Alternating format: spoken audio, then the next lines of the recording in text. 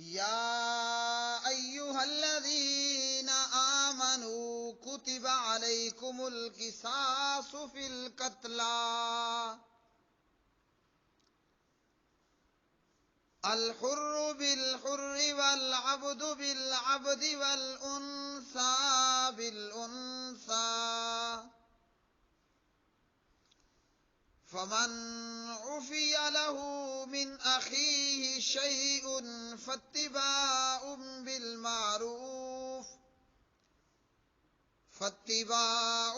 بالمعروف وأداء إليه بإحسان ذلك تخفيف من ربكم ورحمة فمن اعتدى بعد ذلك فله عذاب أليم وَلَكُمْ فِي الْقِصَاصِ حَيَاةٌ يَا أُولِي الْأَلْبَابِ لَعَلَّكُمْ تَتَّقُونَ كُتِبَ عَلَيْكُمْ إِذَا حَضَرَ أَحَدَكُمُ الْمَوْتُ إِن تَرَكَ خَيْرًا الْوَصِيَّةُ لِلْوَالِدَيْنِ والأقربين بالمعروف حقا على المتقين فمن بدله بعدما سمعه فإنما إثمه على الذين يبدلونه إن الله سميع عليم فمن خاف من موص جنفا أو إثما فأصلح بينهم فلا إثم عليه إن الله غفور رحيم۔ اے لوگو جو ایمان لائے ہو، تم پر مقتولوں میں بدلہ لینا لکھ دیا گیا ہے، آزاد کے بدلے وہی آزاد اور غلام کے بدلے وہی غلام اور عورت کے بدلے وہی عورت ہوگی۔ پھر جسے اس کے بھائی کی طرف سے کچھ بھی معاف کر دیا جائے تو معروف طریقے سے پیچھا کرنا اور اچھے طریقے سے اس کے پاس پہنچا دینا ہے۔ یہ تمہارے رب کی طرف سے ایک قسم کی آسانی اور ایک مہربانی ہے۔ پھر جو اس کے بعد زیادتی کرے تو اس کے لیے دردناک عذاب ہے، اور تمہارے لیے بدلہ لینے میں ایک طرح کی زندگی ہے، اے عقل والو، تاکہ تم بچ جاؤ۔ تم پر لکھ دیا گیا ہے جب تم میں سے کسی کو موت آ پہنچے، اگر اس نے کوئی خیر چھوڑی ہو، اچھے طریقے کے ساتھ وصیت کرنا ماں باپ اور رشتہ داروں کے لیے متقی لوگوں پر یہ لازم ہے۔ پھر جو شخص اسے بدل دے اس کے بعد کہ اسے سن چکا ہو تو اس کا گناہ انہی لوگوں پر ہے جو اسے بدلیں۔ یقیناً اللہ تعالی سب کچھ سننے والا، سب کچھ جاننے والا ہے۔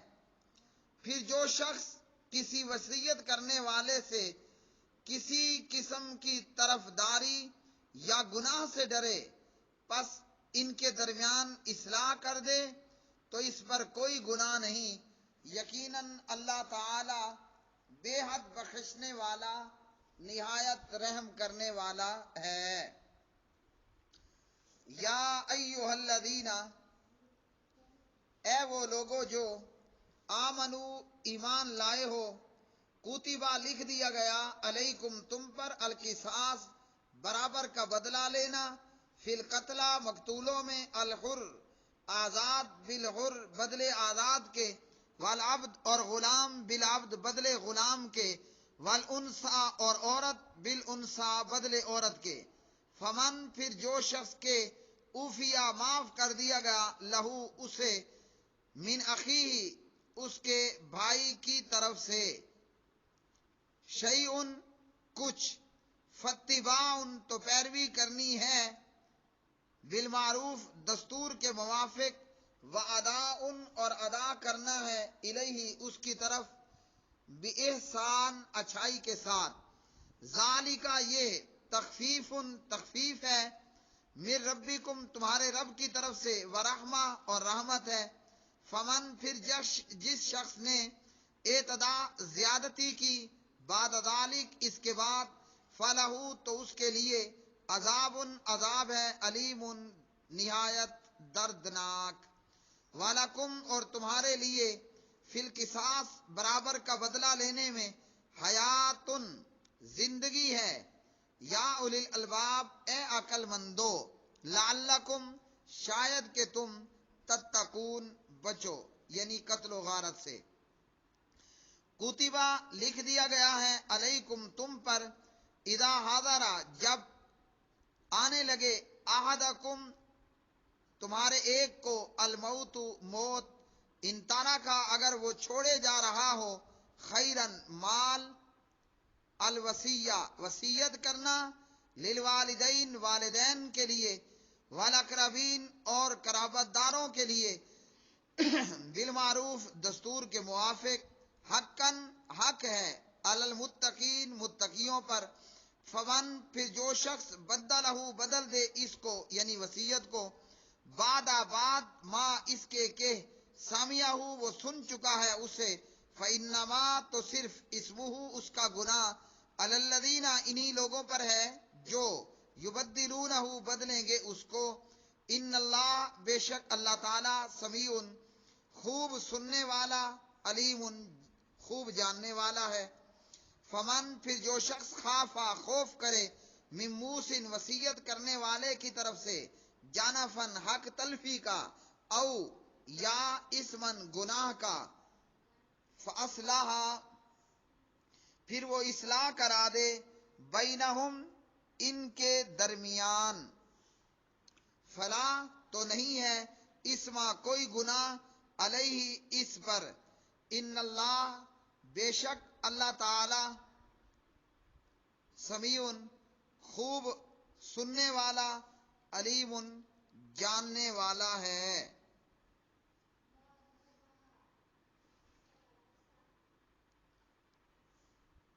ان اللہ بے شک اللہ تعالی، غفور بہت زیادہ بخشنے والا، رحیم نہایت رحم کرنے والا ہے۔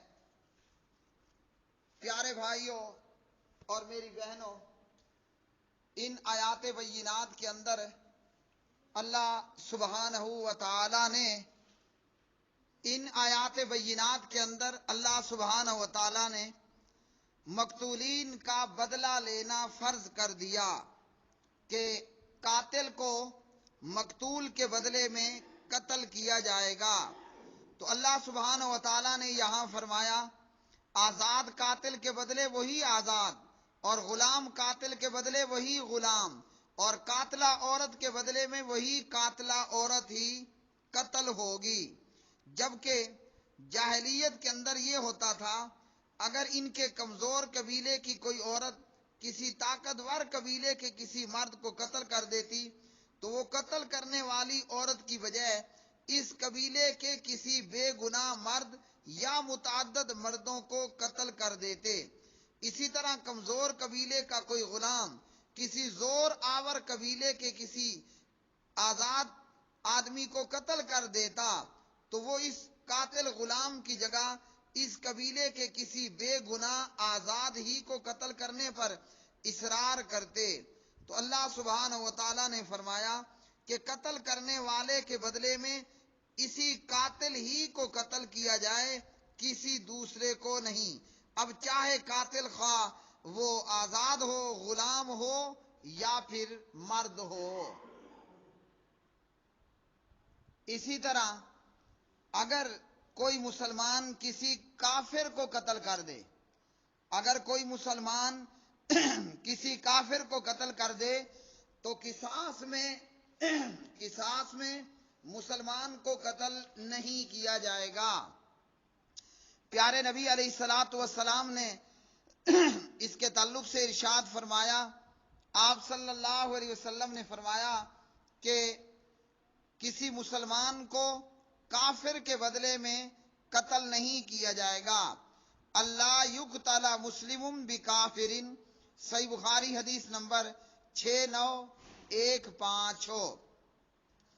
اور پھر اللہ سبحانہ و تعالی نے ان آیات بینات کے اندر یہ بھی ارشاد فرما دیا، فرمایا اللہ رب العالمین نے، پھر جسے اس کے بھائی کی طرف سے کچھ بھی معاف کر دیا جائے، تو یہاں پر اللہ رب العالمین نے مقتول کے وارث کو قاتل کا بھائی قرار دیا۔ مقتول کے وارث کو قاتل کا بھائی قرار دینے میں ایک طرح کی سفارش ہے کہ بے شک قاتل نے تمہارے بندے کو، تمہارے آدمی کو قاتل نے قتل کیا ہے، مگر مسلمان ہونے کے ناطے وہ تمہارا بھائی ہے۔ تو پتہ چلا کہ قاتل کافر نہیں ہو جاتا، اس لیے مقتول کے وارث کو قاتل کا بھائی قرار دینے میں یہ سفارش ہے کہ بے شک قاتل نے تمہارے آدمی کو قتل کیا، مگر مسلمان ہونے کے ناطے وہ تمہارا بھائی ہے، مسلمان ہونے کے ناطے تم اس کے بھائی ہو اور اسے کچھ نہ کچھ معافی دینی چاہیے۔ معافی کی مختلف اب آگے صورتیں ہیں، ایک تو یہ کہ صدقہ کرتے ہوئے دیت لیے بغیر وہ معاف کر دے مقتول کا وارث، دوسرا یہ کہ دیت لے لیں پھر خواہ پوری لیں یا اس میں سے کچھ چھوڑ دیں۔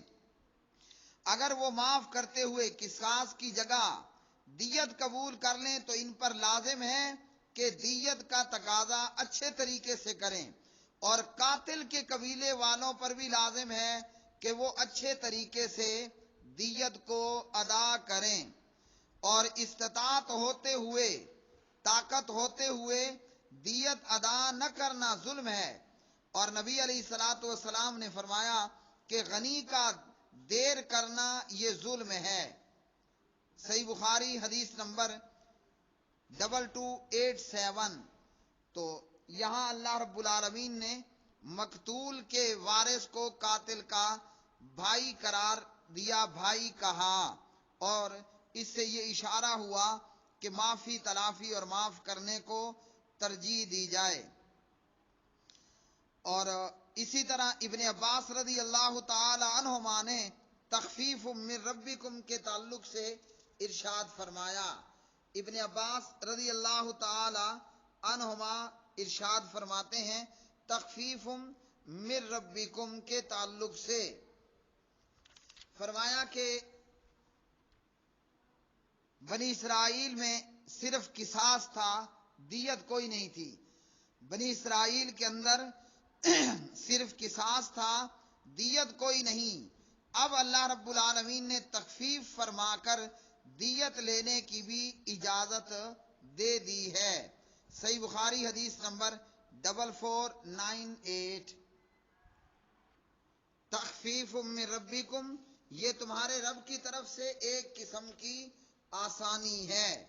تو بنی اسرائیل میں قصاص تو تھا مگر دیت نہیں، اللہ تعالیٰ نے تخفیف فرما کر دیت لینے کی بھی اجازت دے دی۔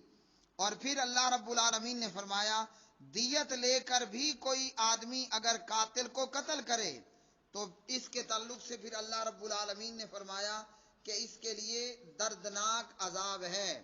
جیسے بعض لوگوں میں مقتول کے وارثوں میں اور قاتل کے بیچ میں صلح صفائی ہو جاتی ہے اور دیت لے لی جاتی ہے، تو دیت لے کر بھی بعض لوگ پھر سے قاتل کو قتل کر دیتے ہیں، تو جو ایسا کرے گا اس کے لیے دردناک عذاب ہے۔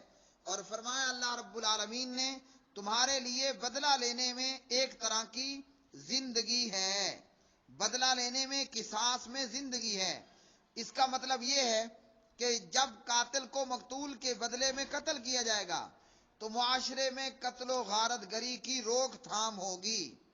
جیسے المملکہ العربیہ سعودیہ، وہاں پر اسلامی حدود قائم ہیں.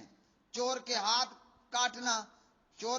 کاٹنا، قاتل کو قتل کرنا اور زانی کو رجم کرنا یا کوڑے لگانا. تو فرمایا کہ تمہارے لیے قصاص میں زندگی ہے. جب سزا ہوگی تو معاشرے میں قتل و غارت گری کا جو ہے وہ معاملہ رک جائے گا، روک تھام ہوگی. یورپین ممالک کے اندر چونکہ قصاص نہیں ہے، قاتل کو قتل نہیں کیا جاتا، چور کے ہاتھ نہیں کاٹے جاتا، چور کے ہاتھ کو نہیں کاٹا جاتا، جیلیں ضرور چوروں سے، اچکوں سے اور قاتلوں سے بھری پڑی ہیں. اس لیے وہاں جو قتل و غارت کی شرح ہے وہ کہیں زیادہ ہے. اور پھر اللہ سبحانہ و تعالیٰ نے ارشاد فرمایا کہ تم پر لکھ دیا گیا ہے وصیت کا کرنا. وصیت کرنا تمہارے اوپر لکھ دیا گیا ہے، یعنی فرض کر دیا گیا ہے. چونکہ موت کسی بھی وقت آ سکتی ہے، اس لیے اگر وصیت نہ کرنے کی صورت میں کسی کی حق تلفی کا خطرہ ہو، مثلا کسی کا قرض ادا کرنا ہو، تو وصیت میں بالکل دیر نہیں کرنی چاہیے. وصیت کے تعلق سے نبی علیہ الصلوۃ والسلام نے فرمایا کسی مسلمان آدمی کا حق نہیں کہ جس کے پاس کوئی چیز ہو جس میں اسے وصیت کرنا ہو کہ وہ 2 راتیں وصیت کیے بغیر گزارے. صحیح بخاری حدیث نمبر 2738. ابن عمر رضی اللہ تعالی عنہما فرماتے ہیں نبی علیہ الصلوۃ والسلام کا یہ فرمان سننے کے بعد ایک رات بھی نہ گزری تھی کہ میں نے اپنی وصیت لکھ کر اپنے پاس رکھ لی. صحیح مسلم حدیث نمبر 1627. وصیت کا لکھنا اللہ نے فرض قرار دیا ہے، اور کوئی بھی شخص اپنے مال میں غیر وارث کے لیے 1/3 مال کی وصیت کر سکتا ہے. اور اگر میں نے قرضہ دینا ہے کسی کا تو وصیت لکھ کر اپنے پاس رکھوں کہ میں مر جاؤں اور یہ قرضہ میرے ذمے اگر واجب الادا ہو تو فلاں بن فلاں کا میں نے اتنا قرضہ دینا ہے اور میرے ترکے میں سے یہ قرضہ ادا کر دیا جائے. جبکہ وصیت وارث کے لیے نہیں ہوگی. میرے مرنے کے بعد میرے ماں باپ زندہ ہیں، وہ میرے وارث ہوں گے، چھٹا حصہ ملے گا. میرے مرنے کے بعد میری بیوہ کو 8واں حصہ، میری اولاد ہونے کی صورت میں میری بچوں کو للذکر مثل حظ الانثیین کے تحت وراثت میں سے حصہ ملے گا وغیرہ. تو وارث کے لیے کوئی وصیت نہیں ہے. عمر بن خارجہ رضی اللہ تعالی عنہ راوی ہیں، نبی علیہ الصلوۃ والسلام نے فرمایا ان اللہ قد آتا کل ذی حق حقہ فلا وصیت لوارث. سنن نسائی حدیث نمبر 3671. ترمذی حدیث نمبر 2121. ابن ماجہ حدیث نمبر 2713. اور یہ روایت حسن صحیح ہے. امام ترمذی رحمہ اللہ تعالی فرماتے ہیں اللہ تعالیٰ نے ہر حقدار کو اس کا حق دے دیا ہے، چنانچہ وارث کے لیے کوئی وصیت نہیں ہے. اللہ نے وارثوں کو کیسے حق دے دیا؟ جیسے اللہ نے سورہ نساء وغیرہ میں فرما دیا یوصیکم اللہ فی اولادکم للذکر مثل حظ الانثیین. اسی طرح ان آیات میں اللہ رب العالمین نے والدین کا بھی ذکر فرمایا، رشتہ داروں کا بھی ذکر فرمایا.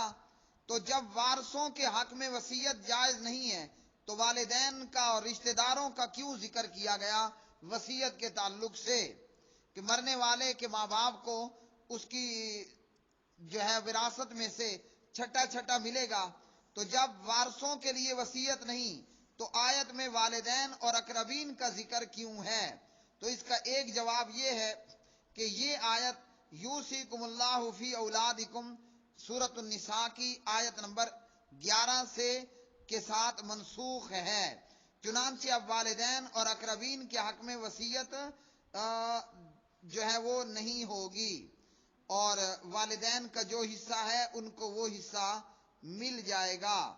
اسی طرح وصیت کی جا سکتی ہے غیر وارث کے لیے 1/3 مال کی، اور کوئی شخص اگر اس کی بیٹے بیٹیاں موجود ہیں تو پوتے پوتیاں اس کی وراثت میں سے حصہ نہیں پائیں گے، اور یہ مرنے والا اپنے پوتے پوتیوں کے حوالے سے 1/3 مال کی وصیت کر سکتا ہے۔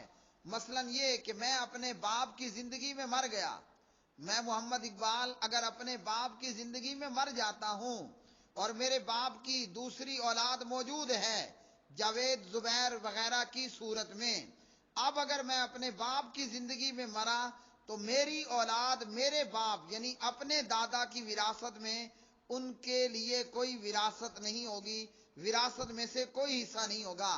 تو میرا باپ یعنی دادا اپنے پوتوں کے لیے 1/3 مال کی وصیت کر سکتا ہے، اور جن کے اللہ نے حصے وراثت میں متعین کر دیے ہیں ان کے لیے وصیت نہیں ہوگی۔ اسی طرح اللہ سبحانہ و تعالیٰ نے فرمایا کہ جو وصیت کو بدلے گا تو ایسا شخص پھر گنہگار ہے۔ مرنے والے نے جو وصیت کی ہے اس کو بدلا نہیں جائے گا بلکہ اس کو پورا کیا جائے گا، اور اگر معاملہ ایسا ہو کہ مرنے والے نے کسی غلط چیز کی وصیت کی ہے یا مرنے والے نے کسی ایک وارث کی کسی معاملے میں جو ہے وہ جھکاؤ کا شکار ہو گیا ہے، کسی ایک طرف زیادہ مائل ہو گیا ہے، تو ایسی وصیت کو پورا نہیں کیا جائے گا۔ اگر گناہ پر مبنی وصیت ہو یا پھر کسی ایک کی طرف زیادہ میلان ہو تو اس صورت میں اس وصیت کو پورا نہیں کیا جائے گا بلکہ اس کی درستگی کی جائے گی۔ فاصلہ بینہم یعنی وارثوں کو سمجھا بجھا کر ان میں صلح کرا دی جائے گی، اور اسی طرح مرنے والا 1/3 سے زیادہ وصیت نہیں کر سکتا۔